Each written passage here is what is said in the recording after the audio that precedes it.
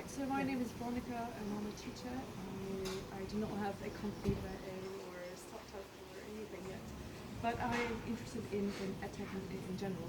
So what do teachers do with technology to improve the learning of the students? But also, we always forget that when you work with a student, you're not working only with the student, you're also working with a parent. You have to have parent on board so that whatever you're teaching in class is effective also at home. So my question would be, what can we do, the schools do, and also parents do to communicate better? I've always found that calling at home parents for some reason is also very negative. It's like, oh, there's something, my child was at something, why is it you're calling? So I would like to break that stereotype and have something put in place that would be probably positive. If the parent would like to contact the school for whatever reason, it shouldn't be just, I'm calling the school because I don't agree with that grade. I want my child to have an A rather than a B. Why a B and why not an A? So I would be more inclined to have if anybody would think of that, a platform where you can post information about the school, about the lesson. You can also say, okay, your child today in my class of English has had interesting ideas, participated 3 times, great and brilliant. Because this kind of things you can actually communicate during the class, but teaching time takes so much time. You don't necessarily have time to give feedback to all your students.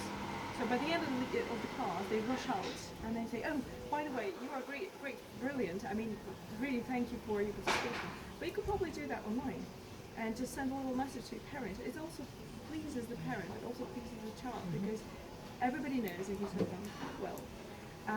That would be an idea, but I don't have the IT skills and I'm not really sure how to put that in practice, but that's, if anybody will pick it up, I think it's great. My previous school, when I taught, they used to put in place some kind of card. So then a little card where they would say, okay, in chemistry they had, I don't know, a good test and brilliant results, and you send that home. But then it's a bit old-fashioned because by the time it arrives and it's a card, it's nice, but I think it can be better. In terms of skills, as you said, I totally agree that schools have to do something better in terms of teaching the students to be independent.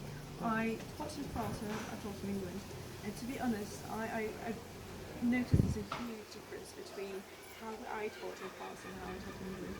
There's a lot of pressure on teachers, and I have the impression that students are a bit less responsible for what they're doing. It's more the fault of you not teaching, differentiating, being outgoing, fun, inventive, rather than the student is not making a lot of effort. And then if he or she fails, it's more your fault than the rest. So I think... Sorry, that's the difference between France and here? Yes. In the UK is more pressure on the teachers. Yes. This is what I felt though. I'm sorry, I think you're alluding to a culture. In the UK, we blame somebody else for our lack of... No, I'm also French, so I know French people also complain a lot, so I know that. To that point, of course. But but seriously, the thing is to recognise the issue. Yes.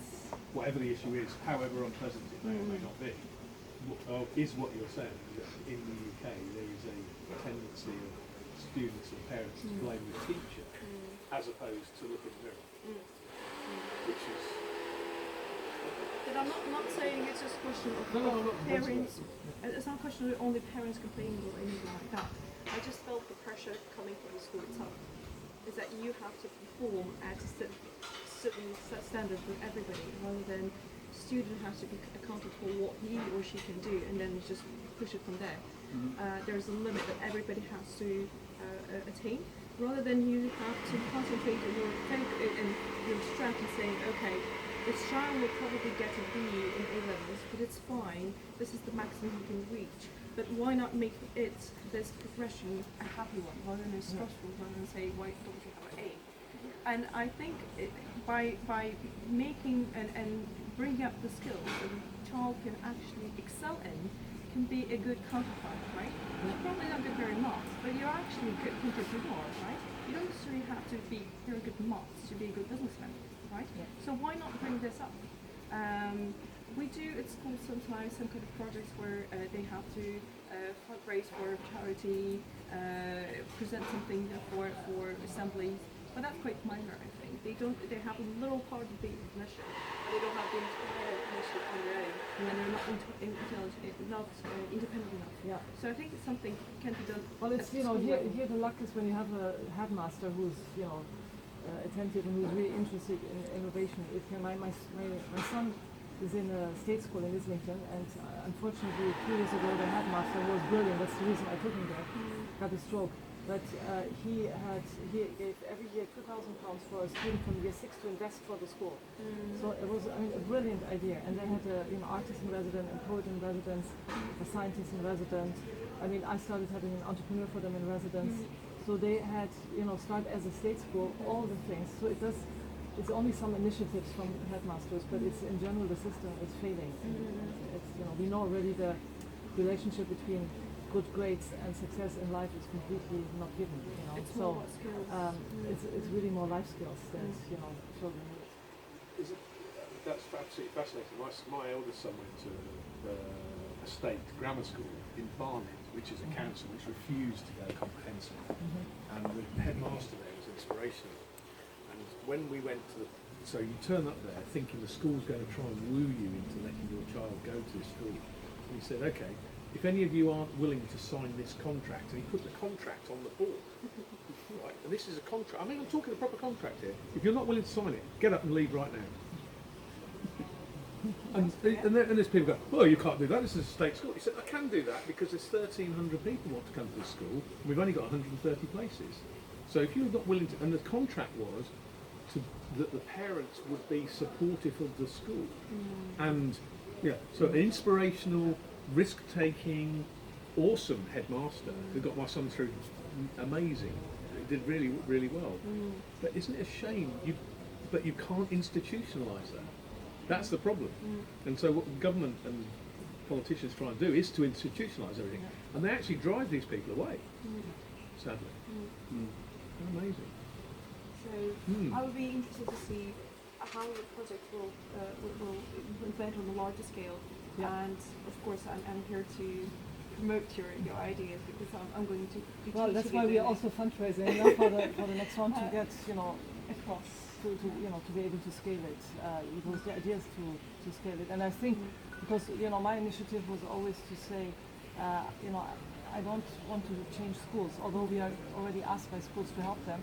But it's easier to do something outside, and then schools will look at you, or governments will look at you and see, oh, there's something to it. You know, this is so popular. And even when we started the coding club, our coding club, and children have sometimes code club in school. They asked us to go to the school and replace the code club because the code club was old IT teachers, you know, being trained to teach coding, and the kids had much more fun. You know, they were developing their own games. They started to be very creative themselves, and that was the emphasis. And I think you know that's what is most needed. And I'm sure that if we scale, because we already asked, you know, we have been teaching entrepreneurship in school, that we will also be able to enter into the school system, and because you can't find it within the school, you have to come from outside. You cannot change, you know, the kind of background of the teachers who are teaching at the moment. So you need to have some. It's also a question of being a teacher, very aware that it's very difficult for a teacher to come up with a new idea. Yeah. They have so many things to do, and I've noticed that compared in France, there are even more things to do in here than in France. And it's very difficult to be creative, to go outside and just do something after work, because after work you still have work. Yeah. Your work never really ends. So it's nice to have somebody who actually proposes something and then offers an idea, and then you just kind of jump in. Exactly. If you probably work part-time, maybe you can do something on the side of being a teacher, but it's not always quite. No, because everything is bound to a very strict set curriculum, which has been existed for centuries, which has never been challenged. I mean, I'm a big fan of Sir Ken Robinson, you know, and everybody who knows the sketch of education, I totally agree how schools kill creativity. And you know, you can find statistics how children at the youngest age have very much a similar potential in life, and you know, even regardless of their background, and it's through education, it's going, you know, it's kind of killed, and they're put into boxes instead of expressing themselves.